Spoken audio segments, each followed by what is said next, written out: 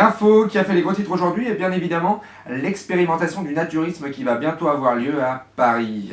En effet, dans certains endroits en France encore, on interdit le port du voile, mais à Paris, apparemment, on recommande l'export du poil. On parle de légalisation du burkini, terme qui signifie se baigner dans son plus simple appareil. Une réunion concernant ce sujet est déjà organisée lors du prochain Vagin. C'est comme un G20 où tout le monde est à poil. Alors forcément, certains manifestants auraient déjà lutté contre l'arrêt de cette idée. Malheureusement sans suite, puisque tout ce qui concerne l'arrêt, les culs sont experts. C'est quand même un comble de savoir que ce sont les manifestants habillés qui vont l'avoir dans le cul. Et ce sont les agriculteurs qui n'aimeraient pas avoir dans le cul le coup de pouce que le candidat à l'élection primaire de droite, M. Nicolas Sarkozy, leur a promis. Je ne suis pas sûr que ce soit le pouce que les agriculteurs aient envie de lui lever, mais bien à mon avis, le majeur. On parle de majeur dans une primaire. Ce sont des termes qui parlent à notre chanteur national Jean-Luc Lahaye qui, à l'annonce de cette nouvelle, aurait déjà apporté son soutien à l'ex-président français. Et comment parler de haie sans évoquer celui qui aurait pu sauter au-dessus d'une dizaine de ces dernières? En effet, en Australie, un dauphin s'est vu bondir hors de l'eau avant de percuter un surfeur de l'âge de 13 ans. Après quelques heures d'attente, Daesh a bien revendiqué l'attaque et en a profité pour faire part de son nouveau projet intitulé Al-Qaïda Boulevard, un projet d'un parc aquatique donc duquel serait issu ce dauphin. Un projet donc d'un parc aquatique qui serait un peu le méli-mélo entre les organisateurs de l'État islamique et les acrobates du plus grand cabaret du monde de Patrick Sébastien.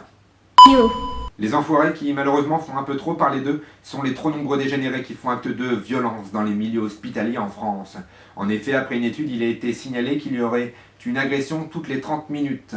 Remarquez, le point positif, c'est que lorsqu'on se fait péter la gueule dans un hôpital, c'est un peu comme si on tombait en panne d'essence à 100 mètres d'une station Total. Tu es vite pris en charge.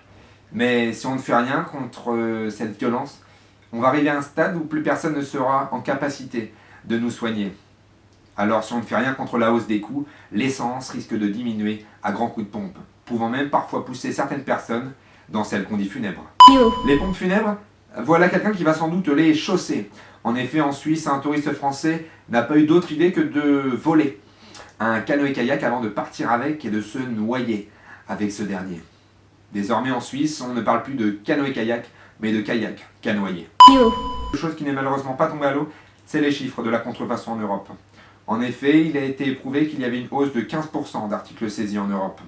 Parmi les articles les plus contrefaits se trouvent, dans un premier temps, les présidents, dans un second temps, les ministres du budget, et dans un troisième temps, les DVD. Il était d'ailleurs retrouvé dans un petit carton la parodie du film Le Prince du Pacifique, avec Jérôme Cahuzac qui incarnerait le héros de cette nouvelle version intitulée Le Petit Prince du Pacifique. Boulangerie toujours, et comment parler de pain perdu, en tout cas de pain qui se perdent, sans évoquer les affaires religieuses. C'est officiel, on sait maintenant pourquoi les prêtres sentent mauvais des tout de bras et pourquoi certains n'ont pas l'auréole là où ils pensaient l'avoir. En effet, il a été prouvé que le déodorant facilitait le cancer du sein. On comprend maintenant pourquoi les prêtres ont préféré en faire abstraction. Et puis le pape François Ier a dit dans une conférence d'ailleurs qu'il régnait toujours une superstition de passer sous une aisselle. Et comment parler de sel maintenant sans évoquer celui qui a décidé de troquer les siennes? En effet, à l'âge de 101 ans, un homme s'est vu proposer de participer à cette dernière virée en Harley-Davidson. Lorsqu'on sait que le vieil homme était atteint du syndrome de l'Alzheimer, on comprend mieux maintenant les mots de la chanson de Serge Gainsbourg. Je ne reconnais plus personne en Harley-Davidson. Une adaptation d'ailleurs aurait été créée juste pour l'occasion. On a d'ailleurs eu un extrait. Je ne reconnais plus personne en Harley Parkinson. Anecdote croustillante lorsqu'on sait que la balade a eu lieu sur la côte atlantique, près de la Tremblade justement. Du 3e âge à la 3e division, maintenant, une histoire qui fait chaud au cœur pour terminer cette édition. Une histoire qui s'est narrée dans le département de l'Allier. Une équipe de football renaît après plusieurs saisons sans jouer dans un championnat, cause d'effectifs. Cette année, elle réintègre le championnat grâce à l'effectif qu'elle a pu compléter grâce aux réfugiés qui étaient dans son village. Est-ce que le nom du département a à voir avec cette situation? L'Allier, est-ce qu'elle a voulu jouer un rôle? Je n'espère pas que c'est à cause du nom du département, puisque je n'ose pas imaginer ce que seraient devenus ces réfugiés s'ils avaient atterri dans le département du Gard. Est-ce qu'ils auraient été envoyés dans des trains jusque dans la Creuse où on leur aurait donné des pelles jusqu'à ce qu'ils s'évanouissent dans la Somme? En tout cas, arrêtons cette parenthèse.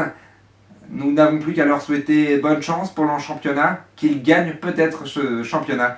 Mais tout ça, c'est pas de la Sarthe. Merci de nous avoir suivis et à la semaine prochaine pour une nouvelle édition.